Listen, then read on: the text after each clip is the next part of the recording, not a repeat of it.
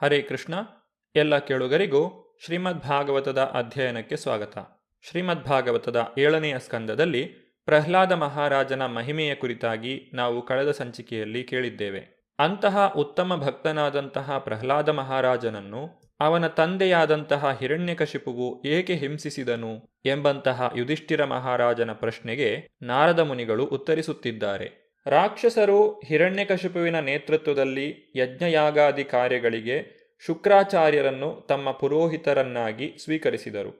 ಶುಕ್ರಾಚಾರ್ಯರ ಇಬ್ಬರು ಪುತ್ರರಾದ ಷಂಡ ಮತ್ತು ಅಮರ್ಕರು ಹಿರಣ್ಯಕಶಿಪುವಿನ ಅರಮನೆಯ ಬಳಿಯಲ್ಲಿ ವಾಸಿಸುತ್ತಿದ್ದರು. ಪ್ರಹ್ಲಾದ ಮಹಾರಾಜನು ಮೊದಲೇ ಭಕ್ತಿ ಜೀವನದಲ್ಲಿ ಶಿಕ್ಷಣವನ್ನು ಪಡೆದಿದ್ದನು. ಆದರೆ ಅವನ ತಂದೆಯು ಶುಕ್ರಾಚಾರ್ಯರ ಪುತ್ರರ ಬಳಿಗೆ ಅವನನ್ನು ವಿದ್ಯಾಭ್ಯಾಸಕ್ಕಾಗಿ ಕಳುಹಿಸಿದಾಗ ಅವರು ಇತರ ಅಸುರ ಪುತ್ರರೊಂದಿಗೆ ಅವನನ್ನು ತಮ್ಮ ಶಾಲೆಗೆ ಸೇರಿಸಿಕೊಂಡರು. ಉಪಾಧ್ಯಾಯರು ಕಲಿಸುತ್ತಿದ್ದ ರಾಜನೀತಿ ಮತ್ತು ಅರ್ಥಶಾಸ್ತ್ರಗಳ ವಿಷಯಗಳನ್ನು ಪ್ರಹ್ಲಾದನು ಲಕ್ಷ್ಯ ಕೊಟ್ಟು ಕೇಳಿ ಪಠಿಸುತ್ತಿದ್ದನು. ಆದರೆ ರಾಜನೀತಿಯು ಒಬ್ಬನನ್ನು ಮಿತ್ರನನ್ನಾಗಿಯೂ ಮತ್ತೊಬ್ಬನನ್ನು ಶತ್ರುವನ್ನಾಗಿಯೂ ಪರಿಗಣಿಸುವುದನ್ನು ಒಳಗೊಂಡಿರುತ್ತದೆ. ಈ ಕಾರಣದಿಂದ ಪ್ರಹ್ಲಾದನಿಗೆ ಅದು ಇಷ್ಟವಾಗಲಿಲ್ಲ. ಒಂದು ದಿನ ಅಸುರ ರಾಜ ಹಿರಣ್ಯಕಶಿಪುವು ತನ್ನ ಮಗ ಪ್ರಹ್ಲಾದನನ್ನು ಮಡಿಲಿನಲ್ಲಿ ಕುಳ್ಳಿರಿಸಿಕೊಂಡು ತುಂಬ ವಾತ್ಸಲ್ಯದಿಂದ ವಿಚಾರಿಸಿದನು. ಪ್ರಿಯ ಪುತ್ರನೇ, ನೀನು ಅಧ್ಯಾಪಕರಿಂದ ಕಲಿತುಕೊಂಡಿರುವ ಅತ್ಯುತ್ತಮ ವಿಷಯ ಯಾವುದು? ಆಗ ಪ್ರಹ್ಲಾದ ಮಹಾರಾಜನು ನುಡಿದನು, ತತ್ಸಾಧು ಮನ್ಯೇ ಅಸುರವರ್ಯ ದೇಹಿನಾಂ ಸದಾ ಸಮುದ್ವಿಗ್ನಧಿಯಾಮ ಸದ್ಗೃಹಾತ್ ಹಿತ್ವಾತ್ಮಪಾತಂ ಗೃಹ ಅಂಧಕೂಪಂ ವನಂ ಗತೋ ಯದ್ಹರಿಮಾಶ್ರಯೇತ. ಅಸುರವರ್ಯನೇ, ನನ್ನ ಗುರುವಿನಿಂದ ನಾನು ಕಲಿತುಕೊಂಡಿದ್ದೇನೆಂದರೆ ಅನಿತ್ಯವಾದ ಶರೀರವನ್ನು ಅಶಾಶ್ವತವಾದ ಗೃಹಸ್ಥ ಜೀವನವನ್ನು ಸ್ವೀಕರಿಸಿರುವವನು ಯಾವನೇ ಆಗಲಿ ಅವನು ಸದಾ ಆತಂಕದಿಂದ ಉದ್ವಿಗ್ನನಾಗಿರುತ್ತಾನೆ. ನೀರಿಲ್ಲದ ಕೇವಲ ದುಃಖದಿಂದ ತುಂಬಿದ ಅಂಧಕೂಪದಲ್ಲಿ ಅವನು ಬಿದ್ದಿರುತ್ತಾನೆ. ಈ ಅವಸ್ಥೆಯನ್ನು ತ್ಯಜಿಸಿ ವ್ಯಕ್ತಿಯು ವನಕ್ಕೆ ಹೋಗಬೇಕು. ಇನ್ನೂ ಸ್ಪಷ್ಟವಾಗಿ ಹೇಳಬೇಕಾದರೆ ಎಲ್ಲಿ ಕೇವಲ ಕೃಷ್ಣ ಪ್ರಜ್ಞೆಯೇ ಮೆರೆಯುವುದೋ ಆ ವೃಂದಾವನಕ್ಕೆ ಹೋಗಬೇಕು. ಆ ಮೂಲಕ ದೇವೋತ್ತಮ ಪರಮಪುರುಷನಲ್ಲಿ ಆಶ್ರಯವನ್ನು ಪಡೆಯಬೇಕು. ಬಾಲಕ ಪ್ರಹ್ಲಾದನು ಹೀಗೆ ಭಕ್ತಿ ಸೇವೆಯಲ್ಲಿ ಆತ್ಮಸಾಕ್ಷಾತ್ಕಾರ ಮಾಡಿಕೊಳ್ಳುವ ಮಾರ್ಗದ ಬಗೆಗೆ ಮಾತನಾಡಿ ತನ್ನ ತಂದೆಯ ಶತ್ರುಗಳ ಸಮೂಹಕ್ಕೆ ತನ್ನ ನಿಷ್ಠೆಯನ್ನು ವ್ಯಕ್ತಪಡಿಸಿದನು. ಅಸುರ ರಾಜ ಹಿರಣ್ಯಕಶಿಪುವು ಅವನ ಮಾತುಗಳನ್ನು ಕೇಳಿ ನಗುತ್ತಾ, ಶತ್ರುವಿನ ಮಾತುಗಳಿಂದ ಕೆಟ್ಟು ಹಾಳಾದ ಮಕ್ಕಳ ಬುದ್ಧಿ ಇದು ಎಂದು ನುಡಿದನು. ನಂತರ ಹಿರಣ್ಯಕಶಿಪುವು ತನ್ನ ಅನುಚರರಿಗೆ ಅಪ್ಪಣೆ ನೀಡಿದನು. ನನ್ನ ಪ್ರಿಯ ಅಸುರರೇ, ಈ ಹುಡುಗನಿಗೆ ಶಿಕ್ಷಣವನ್ನು ನೀಡುವ ಗುರುಕುಲಕ್ಕೆ ಪೂರ್ಣ ರಕ್ಷಣೆಯನ್ನು ನೀಡಿ. ಅಲ್ಲಿಗೆ ವೇಷ ಮರೆಸಿಕೊಂಡು ಹೋಗುವ ವೈಷ್ಣವರಿಂದ ಅವನ ಬುದ್ಧಿ ಇನ್ನು ಮುಂದೆ ಪ್ರಭಾವಿತವಾಗದಿರಲಿ. ಹಿರಣ್ಯಕಶಿಪುವಿನ ಸೇವಕರು ಪ್ರಹ್ಲಾದನನ್ನು ಮತ್ತೆ ಗುರುಕುಲಕ್ಕೆ ಕರೆತಂದರು. ಗುರುಕುಲವೆಂದರೆ ಬ್ರಾಹ್ಮಣರು ಮಕ್ಕಳಿಗೆ ವಿದ್ಯೆ ಕಲಿಸುತ್ತಿದ್ದ ಸ್ಥಳ. ಆಗ ಅಸುರ ಪುರೋಹಿತರಾದ ಷಂಡ ಅಮರ್ಕರು ಅವನಿಗೆ ಸಾಂತ್ವನ ಹೇಳಿದರು. ಮೃದುಸ್ವರದಿಂದ ಮತ್ತು ಪ್ರೀತಿಯ ಮಾತುಗಳಿಂದ ಅವರು ಅವನನ್ನು ಈ ರೀತಿಯಾಗಿ ಪ್ರಶ್ನಿಸಿದರು. ಪ್ರೀತಿಯ ಮಗು ಪ್ರಹ್ಲಾದ, ನಿನಗೆ ಎಲ್ಲ ವಿಧದ ಶಾಂತಿಯೂ ಮಂಗಳವೂ ಉಂಟಾಗಲಿ. ದಯವಿಟ್ಟು ಸುಳ್ಳನ್ನು ಹೇಳಬೇಡ, ಸತ್ಯವನ್ನಷ್ಟೇ ಹೇಳು. ನೀನು ನೋಡುತ್ತಿರುವ ಈ ಬಾಲಕರು ನಿನ್ನಂತೆ ಇಲ್ಲ, ಏಕೆಂದರೆ ಅವರು ಕುಟಿಲ ರೀತಿಯಿಂದ ಮಾತನಾಡುವುದಿಲ್ಲ. ನೀನು ಈ ಉಪದೇಶಗಳನ್ನು ಕಲಿತದ್ದು ಹೇಗೆ? ನಿನ್ನ ಬುದ್ಧಿ ಹೇಗೆ ಈ ರೀತಿ ಕೆಟ್ಟಿತು? ನಿನ್ನ ಬುದ್ಧಿಯು ನಿನ್ನಿಂದಲೇ ಹೀಗೆ ಕಲುಷಿತವಾಗಿದೆಯೋ ಅಥವಾ ಶತ್ರುಗಳಿಂದಾಗಿ ಹಾಗಾಗಿದೆಯೋ? ನಿನ್ನ ವಿಷಯದ ಬಗೆಗೆ ಕೇಳಲು ಉತ್ಸುಕರಾಗಿರುವ ನಿನ್ನ ಗುರುಗಳ ಸ್ಥಾನದಲ್ಲಿರುವಂತಹ ನಮಗೆ ದಯವಿಟ್ಟು ಈ ಸತ್ಯವನ್ನು ಹೇಳು. ಅಷ್ಟು ಚಿಕ್ಕ ಹುಡುಗನು ಅಂತಹ ಉನ್ನತ ವೈಷ್ಣವ ವೇದಾಂತವನ್ನು ಹೇಳಬಲ್ಲವನಾಗಿದ್ದನ್ನು ಕಂಡು ಪ್ರಹ್ಲಾದನ ಉಪಾಧ್ಯಾಯರು ಆಶ್ಚರ್ಯಚಕಿತರಾಗಿದ್ದರು.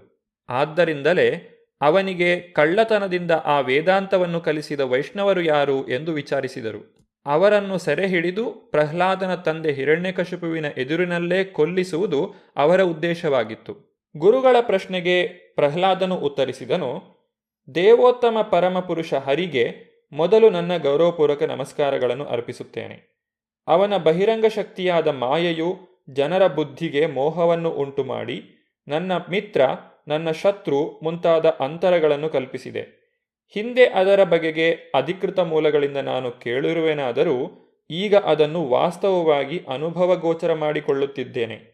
ಭಗವಂತನಿಗೆ ನಾವು ಅರ್ಪಿಸುವಂತಹ ಭಕ್ತಿ ಸೇವೆಯ ಫಲವಾಗಿ ಜೀವಿಯ ಮೇಲೆ ಭಗವಂತನು ಪ್ರಸನ್ನನಾದಾಗ ಆ ಜೀವಿಯು ವಿವೇಕಿಯಾಗುತ್ತಾನೆ. ಆಗ ಅವನು ಶತ್ರುಗಳು, ಮಿತ್ರರು ಹಾಗೂ ತನ್ನ ನಡುವೆ ಯಾವ ಅಂತರವನ್ನೂ ಮಾಡುವುದಿಲ್ಲ. ನಮ್ಮಲ್ಲಿ ಪ್ರತಿಯೊಬ್ಬನೂ ಭಗವಂತನ ನಿತ್ಯ ಸೇವಕ. ಆದ್ದರಿಂದ ನಾವು ಒಬ್ಬರಿಂದೊಬ್ಬರು ಬೇರೆ ಬೇರೆ ಅಲ್ಲ ಎಂದು ಅವನು ವಿವೇಕಯುತವಾಗಿ ಚಿಂತಿಸುತ್ತಾನೆ. ಯಾವಾಗಲೂ ಶತ್ರು ಮಿತ್ರ ಎಂಬ ಭಾವಗಳಲ್ಲೇ ಚಿಂತಿಸುವ ವ್ಯಕ್ತಿಗಳು ತಮ್ಮಲ್ಲಿರುವ ಪರಮಾತ್ಮನನ್ನು ನಿರ್ದಿಷ್ಟವಾಗಿ ತಿಳಿದುಕೊಳ್ಳಲು ಅಸಮರ್ಥರಾಗಿರುತ್ತಾರೆ. ಅವರ ವಿಷಯ ಹಾಗಿರಲಿ. ವೈದಿಕ ಸಾಹಿತ್ಯದ ಪೂರ್ಣ ಪರಿಚಯವನ್ನು ಪಡೆದಿರುವ ಬ್ರಹ್ಮದೇವನಂತಹ ಶ್ರೇಷ್ಠ ವ್ಯಕ್ತಿಗಳೂ ಕೂಡ ಕೆಲವು ವೇಳೆ ಭಕ್ತಿ ಸೇವೆಯ ತತ್ವಗಳನ್ನು ಅನುಸರಿಸುವುದರಲ್ಲಿ ಮೋಹಗೊಳ್ಳುತ್ತಾರೆ. ನೀವು ಶತ್ರುವೆಂದು ಕರೆಯುತ್ತಿರುವವನ ಪಕ್ಷವನ್ನು ವಹಿಸಲು ನನಗೆ ಬುದ್ಧಿಯನ್ನು ಆ ದೇವೋತ್ತಮ ಪರಮಪುರುಷನೇ ಕೊಟ್ಟಿರುವನು. ನನ್ನ ಪ್ರಿಯ ಉಪಾಧ್ಯಾಯರೇ, ಭಗವಾನ್ ವಿಷ್ಣುವು ನಿಮ್ಮ ಶತ್ರುವೆಂದು ನೀವು ತಪ್ಪಾಗಿ ತಿಳಿದಿರುವಿರಿ. ಆದರೆ ಭಗವಂತನು ನನಗೆ ಪ್ರಸನ್ನನಾಗಿರುವುದರಿಂದ ಅವನು ಸಕಲರಿಗೂ ಸುಹೃದ್ ಎಂದು ನಾನು ತಿಳಿದಿದ್ದೇನೆ. ನಾನು ನಿಮ್ಮ ಶತ್ರುವಿನ ಪಕ್ಷವನ್ನು ವಹಿಸಿರುವೆನೆಂದು ನೀವು ಅಂದುಕೊಳ್ಳಬಹುದು. ಆದರೆ ವಾಸ್ತವವಾಗಿ ಭಗವಂತನು ನನಗೆ ಅನುಗ್ರಹವನ್ನು ಮಾಡಿದ್ದಾನೆ. ಅಯಸ್ಕಾಂತದಿಂದ ಆಕರ್ಷಿತವಾದ ಕಬ್ಬಿಣವು ಹೇಗೆ ತಾನೇ ಅದರ ಕಡೆಗೆ ಹೋಗುವುದೋ ಹಾಗೆ ನನ್ನ ಹೃದಯವು ಭಗವಂತನಿಂದ ಪರಿವರ್ತಿತವಾಗಿ ಚಕ್ರಪಾಣಿಯಾದ ಭಗವಾನ್ ವಿಷ್ಣುವಿನ ಕಡೆಗೆ ಆಕರ್ಷಿತವಾಗಿದೆ. ಈ ಕಾರಣದಿಂದ ಈಗ ನನಗೆ ಸ್ವಾತಂತ್ರ್ಯವಿಲ್ಲ.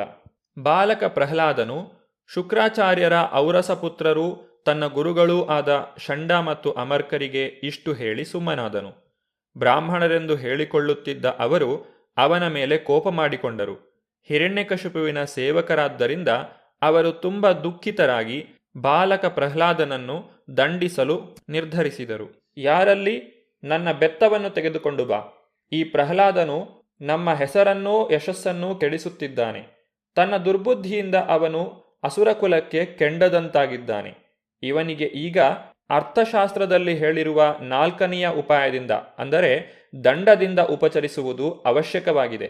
ರಾಜಕೀಯ ವ್ಯವಹಾರಗಳಲ್ಲಿ ಅವಿಧೇಯನಾದ ವ್ಯಕ್ತಿಯು ಸರ್ಕಾರಕ್ಕೆ ವಿರುದ್ಧವಾಗಿ ದಂಗೆ ಎದ್ದಾಗ ಅವನ ದಮನಕ್ಕೆ 4 ತತ್ವಗಳನ್ನು ಉಪಯೋಗಿಸುತ್ತಾರೆ: ಸಾಮ, ದಾನ, ಭೇದ ಮತ್ತು ದಂಡ. ಬೇರೆ ವಾದಗಳಿಗೆ ಅವಕಾಶವಿಲ್ಲದೆ ಇದ್ದಾಗ ಅವನನ್ನು ದಂಡಿಸಲಾಗುತ್ತದೆ. ಷಂಡ ಅಮರ್ಕರು ಹಿರಣ್ಯಕಶಿಪುವನ್ನು ತೃಪ್ತಿಪಡಿಸುವುದಕ್ಕಾಗಿ ಬಾಲಕ ಪ್ರಹ್ಲಾದನನ್ನು ದಂಡಿಸಲು ನಿರ್ಧರಿಸಿದರು. ಬಾಲಕ ಪ್ರಹ್ಲಾದನು ಕಲುಷಿತನಾಗಿರುವನೆಂದು, ಅವನು ಅಸುರಕುಲದಲ್ಲಿ ಹುಟ್ಟಿದ ಅತ್ಯಂತ ಹೀನನೆಂದು ಅವರು ಪರಿಗಣಿಸಿದರು. ಅಜ್ಞಾನವೇ ಆನಂದವಾಗಿರುವ ಸ್ಥಳದಲ್ಲಿ ವಿವೇಕಿಯಾಗಿರುವುದೇ ಮೂರ್ಖತನ.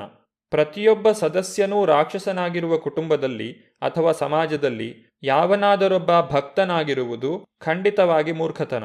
ರಾಕ್ಷಸರ ಮಧ್ಯದಲ್ಲಿ ಇದ್ದ ಕಾರಣ ಪ್ರಹ್ಲಾದನನ್ನು ದುರ್ಬುದ್ಧಿಯುಳ್ಳವನು ಎಂದು ಆಪಾದಿಸಲಾಯಿತು. ದುಷ್ಟ ಪ್ರಹ್ಲಾದನು ಚಂದನ ವೃಕ್ಷಗಳ ಒಳ್ಳೆಯ ಕಾಡಿನಲ್ಲಿ ಮುಳ್ಳು ಮರದಂತೆ ಕಾಣಿಸಿಕೊಂಡಿದ್ದಾನೆ. ಚಂದನ ವೃಕ್ಷಗಳನ್ನು ಕಡಿದು ಹಾಕಲು ಒಂದು ಕೊಡಲಿ ಬೇಕಾಗುತ್ತದೆ. ಮುಳ್ಳು ಮರದ ಸೌದೆ ಅಂತಹ ಕೊಡಲಿಯ ಹಿಡಿಯನ್ನು ಮಾಡಲು ಅತ್ಯಂತ ಉಚಿತವಾಗಿರುತ್ತದೆ. ಅಸುರಕುಲವೆಂಬ ಚಂದನವನವನ್ನು ಕಡಿದು ಹಾಕುವ ಕೊಡಲಿ ಭಗವಾನ್ ವಿಷ್ಣುವಾದರೆ ಆ ಕೊಡಲಿಗೆ ಪ್ರಹ್ಲಾದನೇ ಹಿಡಿ. ಮುಳ್ಳು ಮರಗಳು ಸಾಮಾನ್ಯವಾಗಿ ನಿರ್ಜನ ಪ್ರದೇಶಗಳಲ್ಲೇ ಬೆಳೆಯುತ್ತವೆ. ಚಂದನವನಗಳಲ್ಲಿ ಅವು ಬೆಳೆಯುವುದಿಲ್ಲ. ಆದರೆ ಬ್ರಾಹ್ಮಣರಾದ ಷಂಡ ಅಮರ್ಕರು ದೈತ್ಯ ಹಿರಣ್ಯಕಶಿಪುವಿನ ವಂಶವನ್ನು ಚಂದನವನಕ್ಕೂ ಬಾಲಕ ಪ್ರಹ್ಲಾದನನ್ನು ಕೊಡಲಿಗೆ ಹಿಡಿಯನ್ನು ಒದಗಿಸಲು ಸಮರ್ಥವಾದ ಬಲವಾದ ಮುಳ್ಳಿನ ಮರಕ್ಕೂ ಹೋಲಿಸಿದರು. ಭಗವಾನ್ ವಿಷ್ಣುವನ್ನು ಅವರು ಕೊಡಲಿಗೆ ಹೋಲಿಸಿದರು. ಕೇವಲ ಕೊಡಲಿಯೇ ಮರವನ್ನು ಕತ್ತರಿಸಲಾರದು. ಅದಕ್ಕೆ ಒಂದು ಹಿಡಿ ಬೇಕಾಗುತ್ತದೆ. ಅದನ್ನು ಮುಳ್ಳು ಮರದಿಂದ ಮಾಡಬಹುದು. ಹೀಗೆ ಅಸುರ ನಾಗರಿಕತೆಯ ಮರವನ್ನು ಭಗವಾನ್ ವಿಷ್ಣುವಿನ ಭಕ್ತಿ ಸೇವೆ ಎಂಬ ಕೊಡಲಿಯಿಂದ ತುಂಡು ತುಂಡಾಗಿ ಕತ್ತರಿಸಲು ಸಾಧ್ಯ. ಅಸುರ ನಾಗರಿಕತೆಯ ಕೆಲವರು ಸದಸ್ಯರೂ ಕೂಡ ಬಾಲಕ ಪ್ರಹ್ಲಾದನಂತೆ ಭಗವಾನ್ ವಿಷ್ಣುವಿನ ಸಹಾಯಕರಾಗಿ ಆ ಕೊಡಲಿಗೆ ಹಿಡಿಗೋಲಾಗಬಹುದು. ಈ ಮಾರ್ಗದಿಂದ ಅಸುರ ನಾಗರಿಕತೆಯ ಸಮಗ್ರ ಅರಣ್ಯವನ್ನು ಚೂರು ಚೂರಾಗಿ ಕತ್ತರಿಸಿ ಹಾಕಬಹುದು. ಪ್ರಹ್ಲಾದನ ಉಪಾಧ್ಯಾಯರಾದ ಷಂಡ ಅಮರ್ಕರು ತಮ್ಮ ಶಿಷ್ಯನನ್ನು ಅನೇಕ ರೀತಿಯಲ್ಲಿ ದಂಡಿಸಿ ಬೆದರಿಸಿದರು. ಅವನಿಗೆ ಧರ್ಮ, ಅರ್ಥ, ಕಾಮಗಳ ಮಾರ್ಗಗಳನ್ನು ಬೋಧಿಸಲಾರಂಭಿಸಿದರು. ಇದೇ ಅವರು ಅವನಿಗೆ ಶಿಕ್ಷಣವನ್ನು ಕೊಟ್ಟ ರೀತಿ. ಸಾಮಾನ್ಯವಾಗಿ ಜನರು ಧರ್ಮ, ಅರ್ಥ ಮತ್ತು ಕಾಮ ಎಂಬಂತಹ ಪುರುಷಾರ್ಥಗಳಲ್ಲೇ ಪೂರ್ಣ ಆಸಕ್ತಿಯನ್ನು ಇಟ್ಟಿರುತ್ತಾರೆ. ಅವರಿಗೆ ಮೋಕ್ಷದ ಮಾರ್ಗದಲ್ಲಿ ಆಸಕ್ತಿ ಇರುವುದಿಲ್ಲ. ಪ್ರಹ್ಲಾದನ ತಂದೆಯಾದ ಹಿರಣ್ಯಕಶಿಪುವು ಕೇವಲ ಚಿನ್ನ ಮತ್ತು ಇಂದ್ರಿಯ ಸುಖಾನುಭವದಲ್ಲಿ ಆಸಕ್ತನಾಗಿದ್ದನು. ಹಿರಣ್ಯಕಶಿಪುವು ಬಾಲಕ ಪ್ರಹ್ಲಾದನನ್ನು ಯಾವ ರೀತಿಯಾಗಿ ದಂಡಿಸಿದನು ಎಂಬುದನ್ನು ನಾವು ಮುಂದಿನ ಸಂಚಿಕೆಯಲ್ಲಿ ನೋಡೋಣ. ಧನ್ಯವಾದಗಳು. ಹರೇ ಕೃಷ್ಣ.